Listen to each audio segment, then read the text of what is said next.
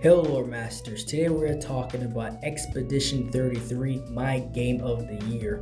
And this game was created by a handful of people that used to work at Ubisoft, and the main creator was inspired by Final Fantasy because it's his favorite game, and he was simply bored working at Ubisoft, a bankrupt company, a game company that is no longer inspired and now just spits out anything that they feel that it would work.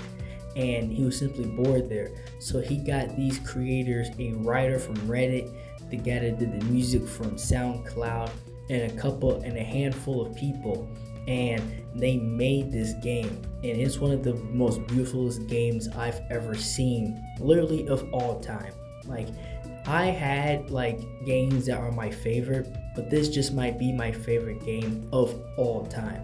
And the character that the game opens up with, Gustav, and he's a character that a lot of people, including myself, fell in love with because it wasn't even anything like spectacular or like ore farming or anything.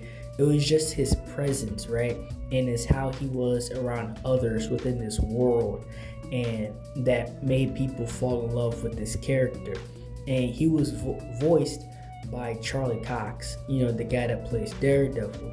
And it's just like he was perfect for this role. Like, I don't know how they conceptualized this, but it is one of the most best stories and voice actors for these characters I've ever seen.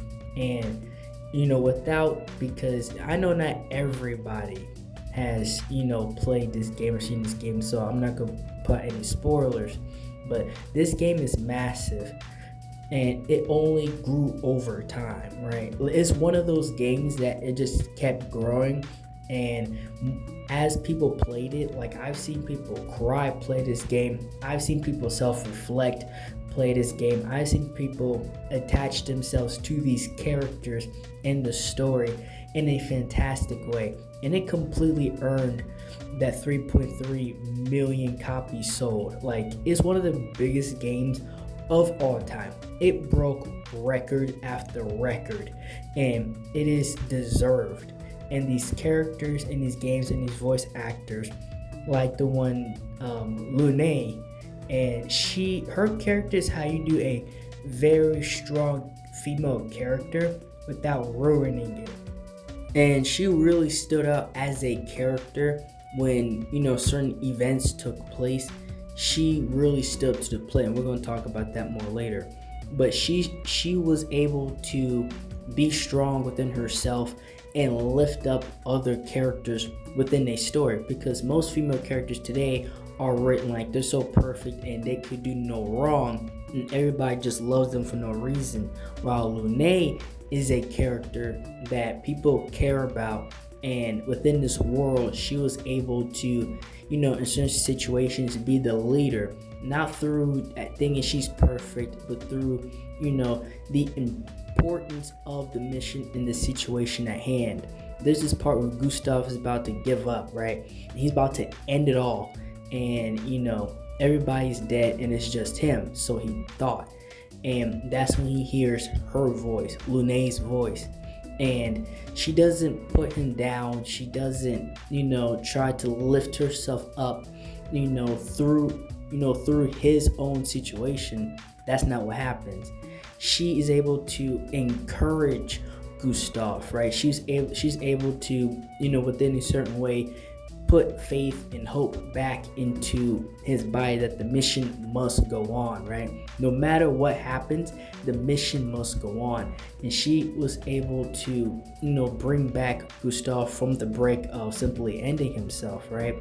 And again, it's just she, within the small amount of time, right, within this scene, in the situation at hand, she also became a very beloved character, right? From the jump. This game somehow, like, the writing is mesmerizing. They're able to make you invested within these characters within the first few seconds, like a minute into them being introduced, right? And it's not because of anything flashy, it's simply because of their personality, right? And how they interact with others. And the other character that pops up in here, no spoilers, so I'm not going to say anything, but she is very important to the story. That's all I would say. But again, her character, she became another very beloved character, and a lot of people sympathize with her certain situation, right? This what she has to do, the choices that she makes in the situation, in the reality that she is stuck in. And like each character in this game is written in such a way, it's like they have their own book and you can just read them individually, right? Like each of these characters can have their own full-blown story, and they did within this game, right? It wasn't a feeling like one character is outdoing the other, right? Or it didn't feel congested with too many characters. The writing in this game and the characters, it flows so naturally, and each character has their own time to shine. And another thing about this game is that it is a turn-based game, right? It is a turn-based system within this game. It actually added to the experience of the game. It was a perfect choice. It was a 10 out of 10 choice to make this game a turn-based game. And the fact that it was a turn-based game, it actually made the creators behind, the Final Fantasy, Square Enix, it made them look at that and say, we screwed up bad and we need to make some changes. Will those changes happen? I don't know. We will just have to see. But this game really made other game companies, it embarrassed two game companies, Ubisoft, because they had these creators, right? These creators that felt like they couldn't, let their imagination run. They left and did their own thing, and this is what they did. Like, imagine if this game came from Ubisoft, right? And then they embarrassed Square Enix because with the Final Fantasy, they had the turn-based system and they walked away from that. And don't get me wrong, I love Final Fantasy 16 in particular, but if that fan base wants turn-based, give them turn-based. And the character here, Renard, he's the father character. I'm not going to give anything away from him, but he is my favorite character in the game besides Gustav, right? When he comes in, his presence is the Grim Reaper, right? Like he's the character in this that has aura, right? But it's not just like overwhelming or whatever. The writing with this character and the many twists and turns that this character has, it is absolutely insane. You're going to think about him one way and completely change your mindset as the story, unfolds, and the story and the characters, as you progress within the story, then you understand. And this is our first introduction to who he is, right? And he just comes in silent, right? And because the story behind this game, they are amazed and they're weirded out, like the fact that he's that old. And you understand why he looks that way within the story at hand. And again, his presence, each time this guy, is on the screen, he just captures it, right? And it's absolutely astonishing and beautiful. And Verso, this character, he comes right after another character, right? I'm not going to say who, but he comes right after another character. And at first at first you may think, I don't care about this guy, right? Like, who's this guy?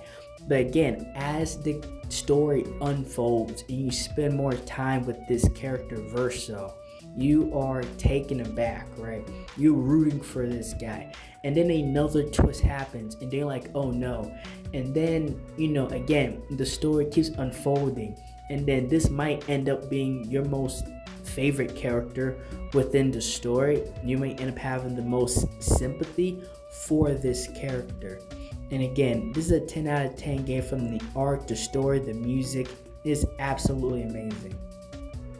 Well, that's all I have for this video. Thank you for watching this video. This is my game of the year. Like, share, and subscribe for more.